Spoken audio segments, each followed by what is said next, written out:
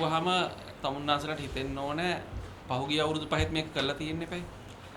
විශේෂයෙන් රාජසේනාරත්න යුගය තුල. එතකොට රාජසේනාරත්න යුගය තුලත් මේක කළා. ඒක තමයි ලොකුම අභියෝගය උනේ. සෞඛ්‍ය අමාත්‍යාංශය ඇතුලේ වෛද්‍යවරුන්ට යහපත් සීමා වාසිකයක් හදන්න කිසිම වාතාවරණයක් නැති කාලෙකත් අපි මේ අභියෝගය ජයගත්තා. විශේෂයෙන්ම ආරම්භයේ ඉඳන් අද දක්වාම රාජ්‍ය නායකයව මේකේ ප්‍රධාන ආරාධිත අමුත්ත විදියට අපිට ගෙන්නන්න පුළුවන්කම ලැබුණා එක අවුරුද්දකදී ඇරෙන්න. ඒ රාජසේනාරත්නගේ තුලදී එතෙන්දී රාජසේනාරත් ඇමතිවරයාගේ බලපෑම මැද්දේ හිටපු ජනාධිපති මෛත්‍රීපාල සිරිසේන ජනාධිපතිතුමාට එක අවස්ථාවකදී සහභාගී වෙන්න ඉඩකඩ අවහිර කළා රාජසේනාරත් ඇමතිවරයා විසින්. ඊළඟට මේ වැඩසටහන අපි සෞඛ්‍ය අමාත්‍යාංශයත් එක්ක එකතු වෙලා කරන වැඩසටහනක්. එතෙන්දී සෞඛ්‍ය අමාත්‍යාංශයෙන් දෙන දායකත්වය මූල්‍යමය පැත්තෙන් ඒ වගේම සම්පත් දායකත්වයේ පැත්තෙන් දෙන්න පුළුවන් උපරිම විදිහට බාධා පැමිණෙව්වා පහුගිය අවුරුදු 5 ඇතුළත. නමුත් අපි වැඩසටහන කළා. ඊළඟට අපි ගත්තාම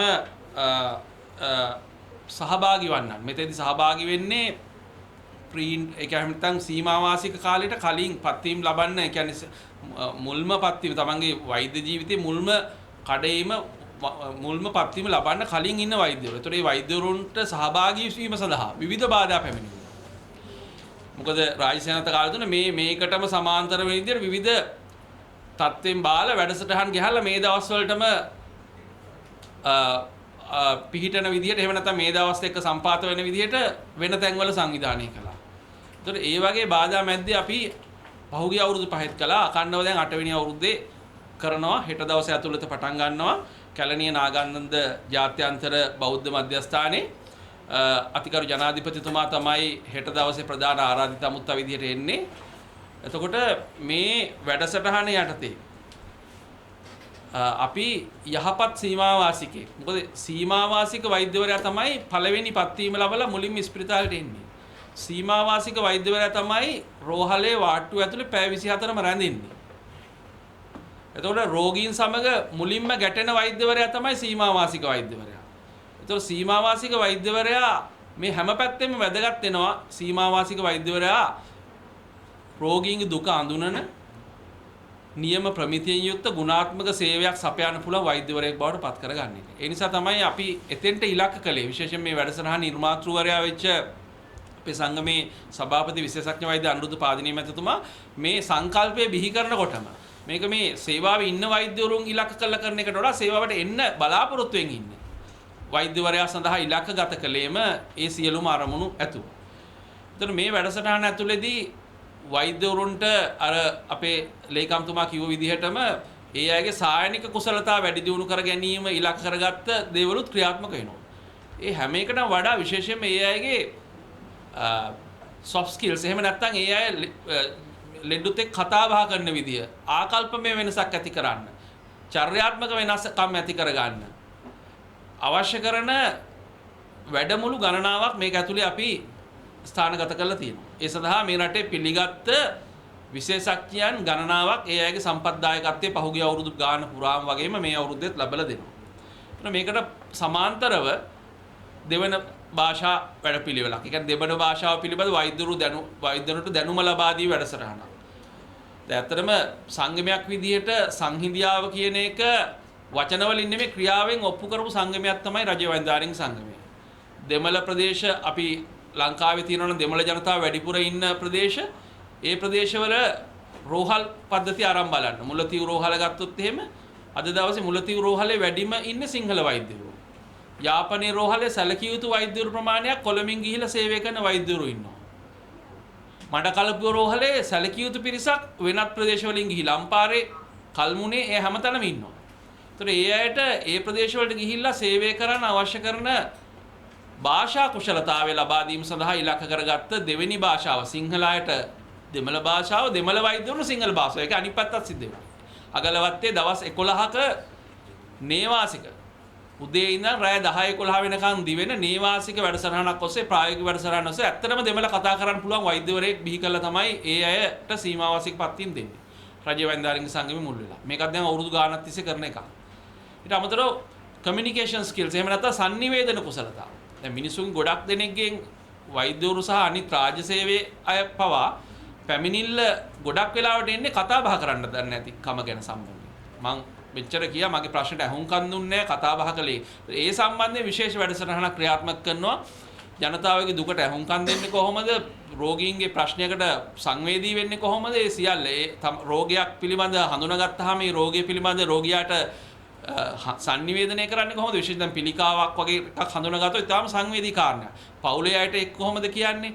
රෝගියාට ඒක කොහොමද සංනිවේදනය කරන්නේ? සියල්ල සම්බන්ධ වැඩසටහනක් වෙනම යනවා. ඊගාවට අර ෂනල් කියපු විදිහටම ක්ලිනිකල් ස්කිල්ස්. එහෙම නැත්නම් සායනික කටයුතු පිළිවෙල අතේ හුරුව ඇති කරන වැඩසටහන් විශේෂයෙන්ම ජීවිත ආරක්ෂක සායනික කටයුතු සම්බන්ධයෙන් විශේෂ වැඩසටහනක් ක්‍රියාත්මක වෙනවා. ඒතර මේ සියල්ල. මොකද මම මේක ටිකක් විස්තරාත්මකව කිව්වේ. මොකද ගොඩක් දෙනෙක් මේ සම්බන්ධයෙන් හරි අධ්‍යයනයකින් තොරව විවිධ ප්‍රකාශ කරනවා. රජයේ වෛද්‍යාරික සංගමය කිව්වහම මොනවද මේ සම්බන්ධයෙන් මේ වෛද්‍ය ශාස්ත්‍රයේ දියුණුවට කරලා තියෙන්නේ කියලා. ඒතර මේ ගොඩක් දේවල් අපි කියා කරන දේවල් නෙමෙයි. ඒ නිසා නමුත් මේ වගේ අවස්ථාවකදී තමයි අපි ඒක කියන්නේ. ඒ නිසා ජනමාධ්‍යවේදීන් මෙතන ඉන්න හින්දා මේ රටේ ජනතාවට මේ පණිවිඩය යන හින්දා මේ Good Intent program එක යහපත් සීමාවාසිකයෙක් කරහා අවුරුදු 28න් 29න් 30න් ඒ අය රාජ්‍ය සේවයට එකතු වෙනවා.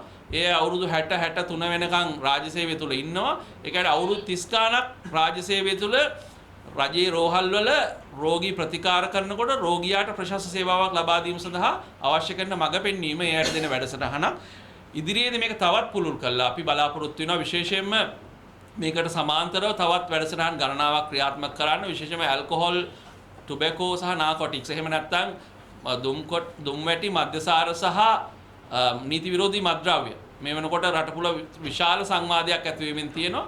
ඒතකොට ඒ සම්බන්ධයෙන් විශේෂ වැඩසටහනක් මේ වෛද්‍යවරු හරහා සමාජයට මේ පණිවිඩය ගෙනියන්න සහ ඒ අය කළමනාකරන විශේෂයෙන්ම පුනරුත්ථාපනය කිරීම සම්බන්ධයෙන් මත්ද්‍රව්‍යයට අබ්බැහි වෙලා තියෙන කෙනෙකුට එතනින් මිදෙන්න අවශ්‍ය කරන මඟ පෙන්වීම සහ ඒ ක්‍රමවේද ඒ අයට ලබා දීම සඳහා වෛද්‍යවරු පුහුණු වෙලා ඉන්න ඕන. වෛද්‍යවරුන්ට ඒ සඳහා දැනුම තියෙන්න ඕන. ඒ පණිවිඩය සමාජයට ගෙනියන්න ඕන. ඒ සඳහා ඉලක්කගත වැඩසටහනක් වෙනම අපි ඉදිරියේදී ක්‍රියාත්මක කරන්න බලාපොරොත්තු වෙනවා. ඒ වගේම ඊට අමතරව වෛද්‍යවරුන්ට විශේෂයෙන්ම දේශීය පාරම්පරික ආහාර රටාවක තියෙන වැදගත්කම ගැන දැනුවත් කිරීමේ වැඩසටහනක්. ඒ හරහා විශේෂයෙන්ම රෝගීන්ගේ විශේෂයෙන් අපි බෝ නොවන රෝග වසංගතයක් ගැන කතා කරමින් ඉන්න මොහොතක් දියවැඩියාව, පිළිකා, අධික රුධිර පීඩනය වගේ රෝග ගණනාවක් ගැන. ඒතර ඒ ඉලක්ක කරගත්ත ඒ වැඩසටහනකුත් අපි මීට සමාන්තරව ඉදිරි කාලය තුළ සැලසුම් කරන්න බලාපොරොත්තු වෙනවා. ඒ වගේම අර්ශනාල් කියපු විදිහටම අපි හෙට දවස්වල ප්‍රායෝගික ගැටලු එන්න පුළුවන්. නමුත් මේ සම්බන්ධයෙන් අවදියෙන් ඉන්න කියලා මාධ්‍යවේදී හැමෝටම ආරාධනා කරනවා. ජනාධිපතිතුමා හෙට දවස් සහභාගී වෙනවා. ඒ අවශ්‍ය කරන ආවරණය අපිට ලබා දෙන්න කියන ඉල්ලීම ප්‍රායෝගික තත්ත්වයන් යටතේ ලබා දෙන්න කියන ඉල්ලීම අපි ඉදිරිපත් කරනවා. ඒක පළවෙනි කාරණය. දෙවෙනි කාරණය තමයි මම කාරණේ කියන්නම්. දෙවෙනි කාරණේ තමයි එළඹෙන සඳුදා ඉඳන් ලංකාව පුරාම වෛද්‍යවරුන්ගේ ශ්‍රේණි වෛද්‍ය නිලධාරීන්ගේ ස්ථානමාරු මේ දක්වා රාජ්‍ය සේන රත්න යුගය තුල සම්පූර්ණයෙන්ම ඇනහිටලා තිබිච්ච ස්ථානමාරු ක්‍රියාවලිය නැවත සක්‍රිය කිරීමේ ස්ථානමාරු සතියක් එහෙම නැත්නම් ට්‍රාන්ස් වීක් එකක් සෞඛ්‍ය අමාත්‍යාංශයේ මාරු මණ්ඩලය රාජ්‍ය සේවා කමිෂන් සභාවෙත් අනුමැති එකඟතාවයන් සහිතව රජයේ වෛද්‍යාරික සංගමයේ සම්බන්ධීකරණයත් සහ අපේ දායකත්වය සහිතව එළඹෙන සඳුදා ඉඳන් ලංකාවේම ස්ථානමාරු වෛද්‍යවරුන් ක්‍රියාත්මක කරන්න බලාපොරොත්තු වෙනවා. දැන් මොකද්ද මේකේ තියෙන ජාතික වැදගත්කම කියලා කෙනෙකුට හිතෙන්න පුළුවන්. දැන් පහුගිය සතිය අපි දැක්කා ජනමාධ්‍යවල හෙඩ්ලයින් යනවා ලංකාවේ දුෂ්කර රෝහල් 400 ගානක ලයිස්තුවක්. ඇත්ත කතාව. එතකොට මේ රෝහල් වල දැඩි වෛද්‍ය හිඟයක් තියෙනවා. එතකොට මේ තැන් වලට වෛද්‍යවරු ස්ථානගත කරන්නේ කොහොමද? එතකොට මේ ලංකාවේ කොළඹ ජාතික රෝහලේ දෙන සේවාවම වවුනියාවේ රෝහලෙන් අපිට දෙන්න මොකද්ද තියෙන ප්‍රධාන බාධාව? එතකොට වෛද්‍යවරුන්ගේ අසමතුලිත ව්‍යාප්තිය ප්‍රධාන හේතුවක් වෙලා තියෙනවා ගුණාත්මක වෛද්‍ය සේවයක් ලබා දෙන්න. දැන් අපි අර ඕල් අයිලන්ඩ් සර්විස් එක එහෙම නැත්නම් වෛද්‍ය සේවයේ දීප ව්‍යාප්ත සේවයක් ගැන නිතරම කතා කරන්නේ. පහුගිය සතියේත් අපි කතා කළේ මේ එක හේතුවක්. අපිට වවුනියාවට කිලිනොච්චියට මුලතිව් වලට එක ස්ටෑන්ඩඩ් එකකුයි කොළඹට තව ස්ටෑන්ඩඩ් එකකුයි වෛද්‍යවරුන්ගේ තියාගන්න බෑ. වෛද්‍යවරුන්ගේ ප්‍රමාණාත්මකව සහ ගුණාත්මකව එකම ස්ටෑන්ඩඩ්ස් තියාගන්න. නමුත් ඒක එහෙම නෙමෙයි. දැන් අපි ගත්තොත් නුවරඑළිය දිස්ත්‍රික්කයේ ගත්තොත් එහෙම ජනගහනය 4,500කට එක වෛද්‍යවරයෙක් ඉන්නේ. නමුත් කොළඹ දිස්ත්‍රික්කය ඇතුලේ ජනගහනය 400කට 500කට එක වෛද්‍යවරයෙක් ඉන්නවා. දැන් මේක බරපතල විෂමතාවයක්. ඒතකොට මේ විෂමතාවය දුරු කිරීම සඳහා මේ ස්ථානමාරු ක්‍රියාත්මක වෙන්න ඕනේ. සමස්තයක් විදිහට 20000කට ආසන්න වෛද්‍යවරු ගාණක් ඉන්නවා ශ්‍රේණි වෛද්‍යවරු. තමුන්නාසලා දන්නවද රාජ්‍ය යුගය තුල වෙච්ච විනාශය මේ වෛද්‍යවරුන්ගෙන් 4500ක් ස්ථානමාරු ලැබලා ඒ ස්ථානමාරු ක්‍රියාත්මක කළා නැහැ සෞඛ්‍ය අමාත්‍යාංශය විසින්. 20000න් 4500ක් කියලා කියන්නේ මේ හරහා තමයි පර්යන්තයේ අර්බුදයට ගිහිල්ලා තියෙන්නේ. ඒ වගේම වෛද්‍යවරු සමහර කෙනෙක් 2014 15 ඒ ස්ථානමාරු පවා අවසානයේ 2015 පස්සේ වෙච්ච ක්‍රියාවලියත් එක්ක ක්‍රියාත්මක කරන්න බැරි වෙලා තියෙනවා. ඒ නිසා අපි විශේෂයෙන්ම මේ ඉදිරි එළමෙන සතිය තුල සෞඛ්‍ය ලේකම්තුමා ඊටාම දැඩි ලෙස මේ කාරණේ අවධාරණය කරලා කියා සිටියා. අනිවාර්යයෙන්ම මේ ස්ථානමාරු සියල්ල ක්‍රියාත්මක විය යුතුයි කියන තැන ඉන්නවා.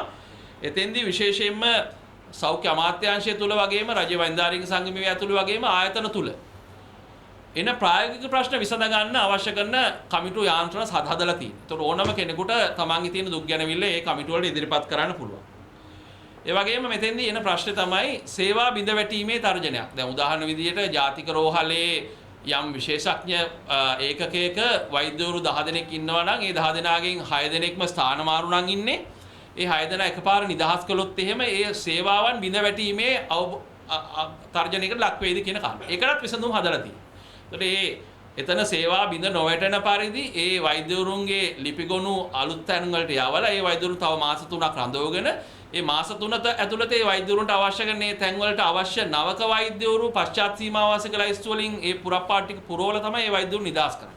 ඉතින් සේවා බිඳ වැටීමේ අවදානමක් නැතුව තමයි මේක කරන්නේ. ඒව වෛද්‍යවරුන්ට අනවශ්‍ය විදිහේ පීඩනයක් එහෙම නැත්නම් බලපෑමක් ඇති නොවන ආකාරයට තමයි මේක සිද්ධ කරන්නේ. ඒ සඳහා තමයි ග්‍රීවන්ස් කමිටි එකක් අපි දාලා තියෙන්නේ. ඒතර ඒ සියල්ලත් එක්ක මේ දුෂ්කර ස්ථාන සඳහා තියෙන පහසුකම් වැඩි දියුණු කරලා ඒ තැන් වලට වෛද්‍යවරු යොමු කරන එක. ඒ වගේම රට පුරා රාජ්‍ය සේවා කමිෂන් සභාවේ අනුමැතිය සහිතව ස්ථානමාරු ලබලා නමුත් ඒ තැන් වල නෙමෙයි සේවය කරන්නේ. ඒ වගේ වෛද්‍යවරු 4500ක් ඉන්නවා. එතනින් 2800කට වැඩි ගාණක් 3000කට ආසන්න ගාණක් පුරප්පාඩු ඒ තැන්වලට එන්න අනුප්‍රාප්තිකෙක් ඉන්නවා. ඒතර මේ ස්ථානමාරු චක්‍ර ටික ක්‍රියාත්මක කළාම තමයි ඒ තැන්වලට එන්න වෙන්නේ. ඒ නිසා රට පුරා ඒකාකාරී විදිහට මේක සිද්ධ වෙන්නේ. එක පළාතක කළා හරියන්නේ නැහැ, එක අවුරුද්දක කළා හරියන්නේ නැහැ, එක තැනක කළා හරියන්නේ නැහැ. ඒ හින්දා තමයි ජාතික මට්ටමේ මේක සම්බන්ධීකරණය වෙන්නේ. ඒ හින්දා තමයි දැන් එතෙන්දී ආයි නැවත එනවා අපි අර පළාත් වලට මේක විමධ්‍යගත කිරීම හරහා එන්න පුළුවන් බලපෑම. ඒ කියන්නේ උතුරු පළාත එක විදියකටයි වයඹ තව විදියකටයි කරන්න බෑ. මේ ඒ හින්දා තමයි සෞඛ්‍ය මධ්‍යම මට්ටමින් පාලනය වෙන්න ඕන කියලා අපි කියන්නේ. ඒක නැවත අවධාරණය වෙන මේ තැන්වලදී.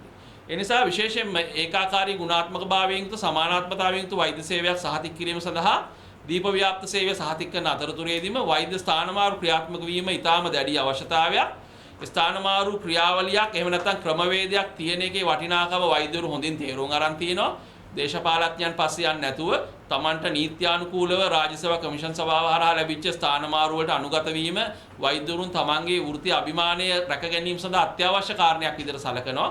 බොහෝ වෛද්‍යවරු මෙතෙන්ට බ්‍රහස්පතින්දා දවසේ පැවැත්වෙන ස්ථානමාරු මණ්ඩලයට අඬාගෙන එනවා. සමහර දුෂ්කර ප්‍රදේශවල වෛද්‍යවරු එයාට ඒ අයගේ අවුරුදු 4-5 පරණ ස්ථානමාරු වලට යන්න බැරුව ඒ සියල්ල නිවැරදි කිරීම සඳහා එළඹෙන සතිය තුල මේ ස්ථානමාරු ක්‍රියාවලිය ආරම්භ වෙනවා. ඒ සඳහා සෞඛ්‍ය අමාත්‍යාංශය ගන්න සාධනීය පියවර සඳහා රජ්‍ය වෛද්‍යාරික සංගම විදිහට අපේ උපරිම සහයෝගය දෙන්න අපි ලෑස්ති කියන කාරණේ මතක් කරන්න.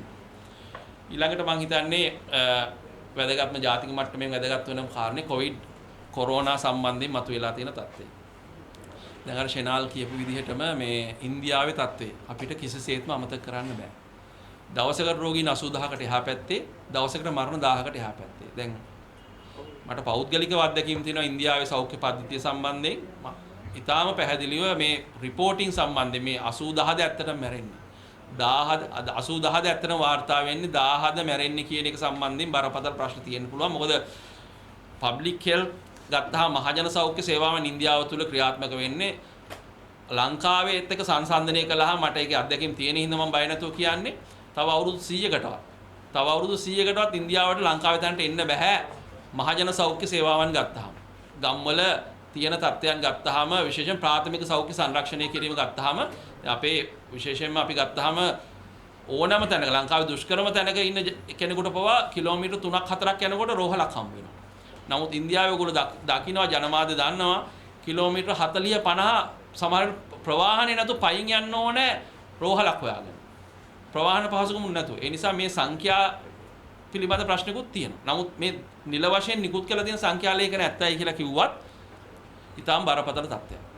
අපිට ඉන්දියාව අපේ කිට්ටුම අසල්වැසියා ඉන්දියාවේ බලපෑම අපිට අතීතයේ ඉඳන් අනාදිමත් කාලයක ඉඳන් ඉතිහාසයේ ඉඳන් රජ කාලේ ඉඳන් අපිට ඒ බලපෑමෙන් මිදෙන්න ඊටාම අමාරු වෙලා තියෙනවා. ඒ නිසා මේ தත්ත්වය කළමනාකරණය කර ගැනීම ඉතා වැදගත් වෙනවා. ඒ නිසා අපිට බැරෑරුම් තීරණ මේ මොහොතේදී අපිට ඉදිරියට පවත්වාගෙන යන්න සිද්ධ වෙනවා. ඒ වගේම වෙනස්කම් කිරීමේදී ඊටාම සැලකිලිමත් වෙන්න වෙනවා. එතෙන්ට පාදක වෙන ප්‍රධාන කාරණා තුනක් මම මතක් කරන්න ඕන. පළවෙනි ස්ටේට්මන්ට් එකේ එහෙම නැත්නම් පළවෙනි කාරණේ තමයි සතියකට කලින් ලෝක සෞඛ්‍ය සංවිධානයේ අධ්‍යක්ෂක ජනරාල්තුමා ඊටාම පැහැදිලිව කිව්වා කොවිඩ් ඉවර නැහැ. මේක ගෝලීය වසංගතයක් අඩුම ගානේ තව අවුරුදු දෙකක් අපිට කොවිඩ් එක ජීවත් වෙන්න වෙයි. පණිවිඩය ඊටාම පැහැදිලි. ඒ නිසා කොවිඩ් අපිට අමතක කරන්න බෑ. මුවාවරණය අත්සෝදනයක පුද්ගල දුරස්ථභාවය අමතක කරලා වැඩ කරපු හැම වෙලෙම දිනුවේ කොවිඩ් පෙරදුනේ රටවල්. ඒ නිසා ඒ කාරණේ අමතක කරලා අපිට තීන්දුව తీරන ගන්න බෑ. මම කියන්නේ මේ ඉස්සරහට ගැනීමට නියමිත තීන්දුව తీරන වලදී අපි සලකා බැලිය යුතු ජාත්‍යන්තර අත්දැකීම්. ලෝක සෞඛ්‍ය සංවිධානයේ ප්‍රධානියාගේ ප්‍රකාශය. අවුරුදු දෙකක් කොවිඩ් එක ජීවත් වෙන්න වෙනවා. ඒතර ඒ අවුරුදු දෙක කාල සීමාව ඇතුලේ අපිට අර 2020 ජනවාරි මාසෙට කලින් තිබිච්ච තත්ත්වයට යන එක අපිට සිහිනයක්. අපි නිව් නෝමල්ස් එකකට එහෙම නැත්නම් නව සාමාන්‍යකරණයකට තමයි අද දවසේ අපි මුහුණ දෙමින් ඉන්නේ. සාමාන්‍ය තත්ත්වයට අපි යන්න ඕන. නමුත් ඒක නව සාමාන්‍ය තත්ත්වයක්. අර 2019 දෙසැම්බර් වල තිබිච්ච සාමාන්‍ය තත්ත්වෙ නෙමෙයි. ඒක අමතක කරන්න බෑ. දෙවෙනි කාරණේ තමයි ඊයේ දවස් තුල වාර්තා වෙනවා යුරෝපීය සංගමය තමන්ගේ සමාජික රටවල් වලට අනුතුරු වැංගීමක් නිකුත් කරනවා. මොකද මේ සමාජික රටවල් කිහිපයක් ඒ අයගේ ආර්ථික ප්‍රශ්න ගැන හිතලා බලලා විතරක් ආර්ථික මේ පැත්ත ගැන විතරක් හිතලා මේ අනිවාර්ය නිරෝධායන කාලයේ දවස් 14 කියන එක දවස් 14ට අඩු මට්ටමකට ගෙනීම සම්බන්ධයෙන් බරපතල සංවාදයක්. ඒ වගේම රටවල් වහලා තියෙන රටවල් නැවත විවෘත කිරීම සම්බන්ධයෙන් බරපතල සංවාදයක් යුරෝපා සංගමයේ ඇතුලේ සමහර රටවල් වල විශේෂයෙන් විදේශ අමාත්‍ය සමුළුවේදී කතා බහ කරලා තියෙනවා. ඒ සම්බන්ධයෙන් යුරෝපා සංගමය ඊටාම් බරපතල අනුතුරු වැගීමක් නිකුත් කරලා තියෙනවා. නැවත මලකඳන් ගොඩ ගැහෙන කඳු ගැහෙන වටපිටාවක් දකින්න ඕන නම් ඒ වගේ දෙයක් කරන්න කියන එක තමයි යුරෝපා සංගමයේ අනුතුරු වැගීම. ඒ නිසා දවස් 14 මැන්ඩේටරි ක්වොරන්ටයින් පීරියඩ් එකේ අනිවාර්ය නිරෝධායන කාලය සම්බන්ධයෙන් වෙනසක් කරන්න තාම කාලේ නෙවෙයි කියන එක තමයි ඒ අය කියන්නේ. ලෝක සෞඛ්‍ය සංවිධානයේ තියෙන දත් ආරම්භ බැලුවත් අපිට දවස් 14 ඇද්ද කියන එකත් සමහරවිට ප්‍රශ්නයක් වෙනවා. දවස් 14න් පස්සෙත් රෝගීන් අපිට හම්බෙලා තියෙන. ඒක තමයි ලංකාවේ අපේ සාර්ථකත්වයේ රහස තමයි අපි දවස් 14ක් ආයතනික ව්‍යුහයක් ඇතුළේ නිරෝධායනය කරලා ඊතුරු දවස් 14ත් අපි තව දවස් 14ක් අපි කියනවා ගෙවල් වලට ගිහිල්ලා නිරෝධායනය වෙන්න කියලා. ඒතර දවස් 28ක් ඇත්තටම ලංකාවේ නිරෝධායනය වෙනවා. ඒක තමයි සමාජයේට වෛරස් එක ලීක් වෙන එක. ඒ කියන්නේ අපිට දැන් රට ඇතුළට වෛරස් එක එනවනේ. දැන් සමහර දවස්වලට අපිට විදේශ රටවල් වලින් එන 70ක් අපිට වාර්තා වෙනවා. එක ෆ්ලයිට් එකේ 56 දෙනෙක් කටාර් වලින් එන ෆ්ලයිට් එකේ 56ක් වාර්තා වෙනවා එක ගුවන් යානයේ. ඒතකොට අපිට බරපතල අවදානමක අපි ඉන්නේ. නමුත් අපි ගත්ත ක්‍රියාමාර්ග විශේෂයෙන් අධිකාරී ජනාධිපතිතුමා ඇතුළු දේශපාලන අධිකාරිය සෞඛ්‍ය ආරක්ෂකාංශ ජනතාව මේ තුන්ගොල්ලගම කැපවීම එක තමයි අපි මේ හොඳ තැන ඉන්නේ. ඒ නිසා තීන්දුව වෙනස් කිරීමේදී මේ සියල්ල සලකලා බලලා ගන්න ඕනේ. ඒතකොට පළවෙනි එක මම කිව්වා ලෝක සෞඛ්‍ය සංවිධානයේ අධ්‍යක්ෂක ජනරාල්ගේ ප්‍රකාශය. දෙවෙනි එක යුරෝපා සංගමයේ ප්‍රකාශය.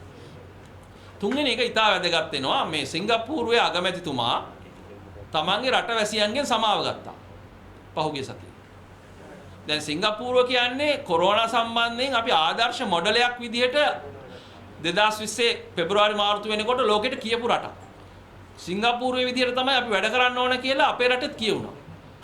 ඒ තරම් ප්‍රශස්ත විදිහට අපි සිංගප්පූරුවේ රජය ඒක පාලනය කරමින් හිටියා. නමුත් අද සිංගප්පූරුවේ රෝගීන් ගාන 60000කට ආසන්න වෙලා මරණ සැලකිය යුතු ප්‍රමාණයක් තියෙනවා. සිංගප්පූරු අගමැතිවරයාට සිද්ධ වෙලා තියෙනවා තමන්ගේ රටේ ජාතීන් රටේ පුරවැසියන්ගෙන් සමාව ගන්න. සිංගප්පූරු අගමැතිවරයා කියනවා අපිට වැරදුනේ විදේශයන්ගෙන් රට ඇතුළට එන පිරිස් හරියට කළමනාකරණය නොකිරීම නිසා. එතෙන්දී අපි ඒ සම්බන්ධයෙන් සැහැල්ලුවෙන් තීරණ ගත්ත නිසා විශේෂයෙන් විදේශ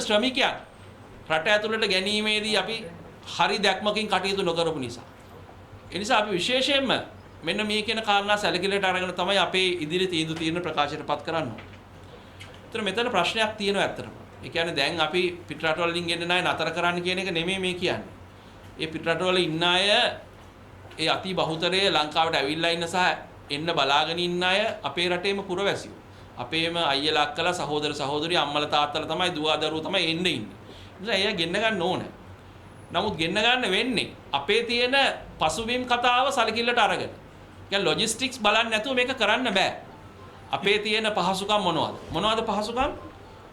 ගුවන් තොටුපළවල් සහ රට ඇතුළට ඇතුල් වෙන ස්ථාන වරායවල් වෙන්න පුළුවන්. ඒ ස්ථාන හරියට අපිට කළමනාකරණය කරගන්න කොච්චර කැපැසිටි එකක්ද අපිට තියෙන්නේ. දවසකට ෆ්ලයිට්ස් 10ක් 15ක් ඇවිල්ලා 2000ක් විතර රට ඇතුළට එන්න ගත්තොත් එහෙම අපිට පුළුවන් මේක මැනේජ් කරගන්න කටුනායක බණ්ඩාරනායක ජාත්‍යන්තර ගුවන් තොටුපළේ. ඒක එක පැත්තක්. ඒක රට ඇතුළට පැමිණීම මම කියන්නේ. ඒක කළමනාකරණය කරන අපි කොච්චරද අපේ කැපැසිටි එක. දෙවෙනි කාරණේ තමයි මේ අපි කතා කරන්නේ නීත්‍යානුකූලව රට ඇතුළට එන එක. ඒතකොට නීති විරෝධී විදිහට රට ඇතුළට එන එකට වැටබඳින්න අපි කොච්චර දක්ෂද? දැන් අපි පහුගිය කාලය තුල දිගටම ඉන්දියාවත් එක්ක තියෙන අවදානම එතන තමයි තියෙන්නේ.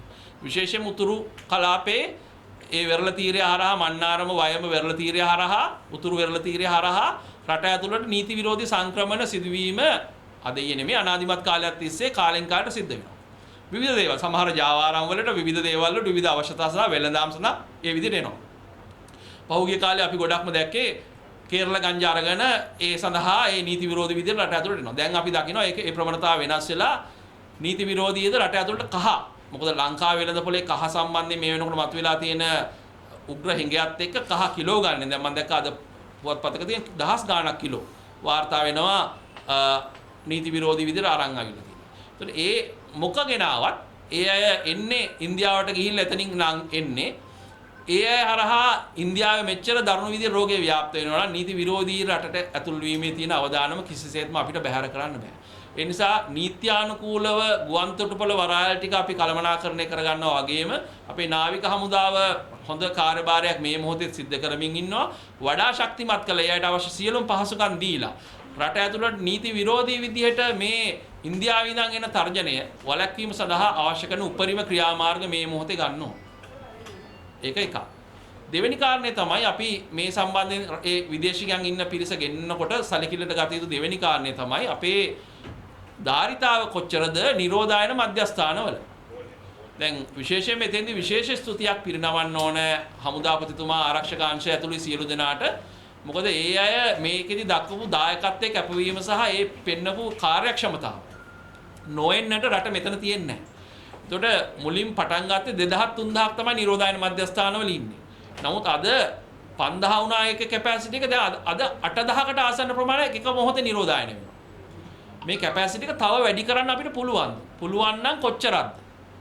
දැන් මම කියන්න උත්සාහ කරන්නේ මේ දැන් මේ වෙනකොට අපි විදේශයන් හිටපු 30000කට ආසන්න ප්‍රමාණයක් ගහලා තියෙනවා. නමුත් විදේශ අමාත්‍යාංශයේ ආරංචි මාර්ග අනුව තව 56000කට ආසන්න ප්‍රමාණයක් ලියාපදිංචි වෙලා ඉන්නවා රට ඇතුළට එන්න. 30000ක් අපි ගහලා තියෙනවා තව 56000ක් එන්න බලාගෙන ඉන්නවා. ඒ කියන්නේ ආපු ප්‍රමාණයට වඩා තව එන්න ගාන වැඩි. ඒ නිසා අපි කියන්නේ ඒ අය ගෙන්නිය යුතුයි. නමුත් ඒ 56000 ගෙන්නනකොට රට ඇතුළේ ඉන්න මිලියන 22ක් වෙච්ච ජනතාවගේ ජීවිත අවදානමට දාලා නෙමෙයි අය ගෙන්නන්න ඕනේ. ඒ හින්දා තමයි මේ පියවරෙන් පියවර මේ කියන්නේ. ඒතර පළවෙනි පියවර ගුවන් තොටුපළ රට ඇතුල් වෙන තැන් ටික කළමනාකරණය කරන්න ඒ ධාරිතාව බලන්න ඕන. දෙවෙනි එක නිරෝධායන මධ්‍යස්ථානවල ධාරිතාව මොකක්ද කියලා බලන්න ඕන. තුන්වෙනි එක අපේ ශේෂ්ත්‍රයේ තියෙන ධාරිතාව. ශේෂ්ත්‍රය තුල මේ ඒ අය ගෙවල් වලටත් යනවනේ. ගෙවල් වලට ගිහිලා නිරෝධායන වෙනවනේ. එතකොට නිරෝධායන ඒ ගෙවල් වල වෙනකොට ඒක කළමනාකරණය කරන්න අපේ මහජන සෞඛ්‍ය කාර්ය මණ්ඩලය ඇති තරම් ඉන්නවා. ඒක බලන්න. හතරවෙනියට රෝහල් පද්ධතියේ තියෙන ප්‍රශ්න. දැන්ට ඒක ලොකු ප්‍රශ්නයක් නෙමෙයි රෝහල් පද්ධතිය. දැන්ට සක්‍රීය රෝගීන් ගාන අපිට 200කට අඩු ගාණක් තමයි ඉන්නේ. දැන් 200කට ආසන්න ගාණක් තමයි 200ට පොඩ්ඩක් වැඩි ගාණක් ඉන්නේ. ඒ ප්‍රමාණය කළමනාකරණය කරගන්න අපේ රෝහල් පද්ධතියට පුළුවන්. අනිත් එක තමයි අපිට ලැබපු වාසිය තමයි සමස්තයක් විදිහට අරන් බැලුවාම දැඩි සත්කාර පහසුකම් අපිට දෙන්න උනේ ඊටාම සීමිත ප්‍රමාණයක. ඒකත් අපි ලැබපු වාසියක්. වෛරස් එකේ ස්වභාවය හෝ අපේ රටේ තියෙන අපේ මිනිසුන්ගේ ඇඟේ තියෙන යම් ප්‍රතිශක්තියක් හින්දා හෝ වාසනාවට අපේ රටේ ඒ තත්ත්වය උදා වුණා. ඉතින් ඒ නිසා රෝහල් පද්ධතියේ ධාරිතාව පිළිබඳ දැනට ගැටලුවක් නැහැ. අපේ පහුගිය මාස 3-4 ඇතුළත මේ කොරෝනා ආවට පස්සේ අපි ගත්තාම උපරිම අපිට එක මොහොතක රෝගීන් ඉඳලා තියෙන ප්‍රමාණය හැමතිස්සෙම 1000ට අඩුවෙන් තමයි අපි ගිහිල්ලා තියෙන්නේ. ඒ නිසා අපි ආරම්භයේ ඉඳන්ම කිව්වා මේ ඇක්ටිව් කේසස් ගන්න 1500 2000 වුණොත් තමයි අපිට අපේ කැපැසිටි එක්සීඩ් කරන්න අවශ්‍ය වාතාවරණයක් එන්නේ. ඒ නිසා ඒ රෝහල් පද්ධතිය ප්‍රශ්නේ මේ මොහොතේ ලොකු ප්‍රශ්නයක් නෙමෙයි. ඉන්න රෝගීන් ප්‍රමාණය අපිට කළමනාකරණය කරගන්න පුළුවන්. නමුත් විශේෂයෙන්ම අපි අවධානය යොමු කරන්න ඕන අපේ හදපු සැලසුම් ටික කඩා වැටෙන්නේ නැතුව ඉස්සරහට යන්න. මොකද නැවත කොහෙන්ද කොරෝනා මතුවෙන්නේ කියන එක ගැන අපිට අනාවැකි හෝ පූර්ව අනාවැකි දෙන්න බෑ, සහතික දෙන්නත් බෑ. කන්ද කාඩුවෙන් එහෙම වෙනකන් අපි දැනන් හිටියේ නෑනේ කන්ද කාඩුවෙන් ක්ලස්ටර් එකක් එයි කියලා. කොළඹ මහනගර සභාවෙන් ක්ලස්ටර් එකක් එනකන් අපි දැනන් හිටියේ නෑනේ. ඒ නිසා අපි ඊළඟ ක්ලස්ටර් එක රාජාංගනයේද කොහෙද කියන එක අපි දන්නේ නෑ. ඒ නිසා ඒ සියල්ල සම්බන්ධයෙන් අපි දැනුවත් වෙන්න ඕනේ. ඒතර ඒ සම්පත් සම්බන්ධයෙන් අපි සැලකිලිමත් වෙන්න ඕනේ. විශේෂයෙන්ම ගුවන් තොටුපොළ සම්බන්ධයෙන් ගුවන් කාර්ය මණ්ඩලය සම්බන්ධයෙන් විශේෂ අවධානයක් යොමු කරන්න ඕනේ. විශේෂයෙන්ම ගුවන් කාර්ය මණ්ඩලය මේ ෆ්ලයිට් එකට ගිහිල්ලා නැවත ආපහු ලංකාවට රිටර්න් වෙනකොට ඒ අය සම්බන්ධයෙන් සෞඛ්‍ය උපදෙස් කොහොමද ක්‍රියාත්මක වෙන්නේ කියන එක හොයලා බලන්න ඕනේ. මොකද ඒ අයට දැන් ඒ අය නැවත ගෙවල් වල යන්න බෑනේ. ඒ අය දැන් උදාහරණ කටාර් ෆ්ලයිට් එකේ 56 දෙනෙක් පොසිටිව් වුණාම එතනින් ඒ ගුවන් කාර්ය මණ්ඩලය එක්ස්පෝස් වෙලා ඒ කියන්නේ නිරාවරණය වෙලා. ඒතර ඒ සියලු දෙනා එතන හිටියා හෝ නැතා ඒ සම්බන්ධයෙන් විශේෂ වැඩ පිළිලක් යනවා. ඊගා නිරෝධායන මධ්‍යස්ථානය ඇතුළේ රට ඇතුළේ ඉන්න අයනේ සේවය කරන්නේ. එතන හෝටල් වෙන්න පුළුවන් නිරෝධායන මැද ඒ අය සම්බන්ධයෙන් නිරෝධායන පිළිවෙත මොකක්ද ඒ අය සම්බන්ධයෙන් සෞඛ්‍ය ක්‍රමානුකූලව ගන්න ක්‍රියාමාර්ග මොනවද කියන එක. මොකද එහෙම නැත්තම් මේ ලීක් වෙන්නේ ඒ වගේ තැන් වලින් තමයි. ඒ ගුවන් කාර්ය මණ්ඩලය හරහා ලීක් වෙන්න පුළුවන් සමාජයට. ඊගාවට අපි ගත්තාම නිරෝධායන මධ්‍යස්ථාන වල වැඩ කරන පිරිස හරහා සමාජයට ලීක් වෙන්න පුළුවන්. ඒක වැළැක්වීම සඳහා ඊටාම සැලකිල්ලෙන් අපි කටයුතු කළ යුතුයි. ඒ නිසා මේ මොහොතේදී විශේෂයෙන්ම අපි රජයටත් අවධාරණය කරනවා තාක්ෂණික තීරණ ගණනාවක් ගත යුතුයි. විශේෂයෙන් ගුවන් තොටුපොළ නැවත විවෘත කරන්නේ කවදද කියන ප්‍රශ්නේ මතුවලා තියෙනවා. සැප්තැම්බර් මාසයේ කියන එක සම්බන්ධයෙන් කලින් යම් අදහසක් තිබුණා. නමුත් මං හිතන්නේ දැන් තියෙන වාතාවරණය තුළ තාක්ෂණිකව මේ සියල්ල සමාලෝචනය කිරීමකින් තොරව ඒ වගේ තීරණයක් ඉදිරියට ගෙන යාම සුදුසු නැහැයි කියන එක තමයි අපි කල්පනා කරන්නේ. සීමා සහිත තත්ත්වයන් යටතේ තමයි දැන් ගුවන් තොටුපොළ විවෘත කරලා තියෙන්නේ. ඒ තත්ත්වයන් ඉදිරියට පවත්වා ගෙන යාම සම්බන්ධ ගැන තමයි අපි මේවරු සාකච්ඡා කරමින් ඉන්නේ. සෞඛ්‍ය අමාත්‍යාංශයේ ඇතුලේ මේ තාක්ෂණික තීරණ ගැනීමේ ක්‍රියාවලිය මීට වඩා කාර්යක්ෂම විය යුතුයි කියලා අපි විශ්වාස කරනවා. තමුන්නාසලට මතක ඇති මීට මාස දෙකකට කලිනුත් තාක්ෂණික කමිටුව ගෙන්නන්න අපිට ලොකු යුද්ධයක් කරන්න සිද්ධ වුණා. දැන් නැවත අපි ඒ වගේම දැනුම් දීමක් සිද්ධ කළා. දැන් මාස දෙකකින් ආයි තාක්ෂණික කමිටුව රැස් වෙලා නැහැ. ඒ අනුව අපි සෞඛ්‍ය සේවා අධ්‍යක්ෂ ජෙනරාල්තුමාට කිව්වා වහාම මේ තාක්ෂණික කමිටුව ගෙන්නන්න. මේ ගුවන් තොටුපොළ වෘත කිරීම විතරක් නෙමෙයි අනිකුත් තාක්ෂණික කාරණා කිහිපයක්ම අපිට තියෙනවා කතා බහ කරන්න. ඒ අනුව එතුමා එකඟ වෙලා තියෙන ලබන බදාදාට තාක්ෂණික කමිටුව ගෙන්නන්න. ඒ කමිටුවේද ගන්න තීරණ මම හිතන්නේ ජනාධිපති කාර්යසාධක බලකාය හරහා ජනාධිපතිතුමාට sannivedanaya කරයි. ඒ අනුව මම හිතන්නේ මේ දක්වා ජනාධිපතිතුමා නිවැරදි තීන්දුව ගැනීම හින්දා තමයි අර සිංගප්පූරුවේ අගමැතිතුමාට වගේ ජාතියෙන් සමාව ගන්න හරි එහෙම නැත්නම් රටෙන් සමාව ගන්න හරි ජනාධිපතිතුමාට සිද්ධ වුනේ නැත්තේ.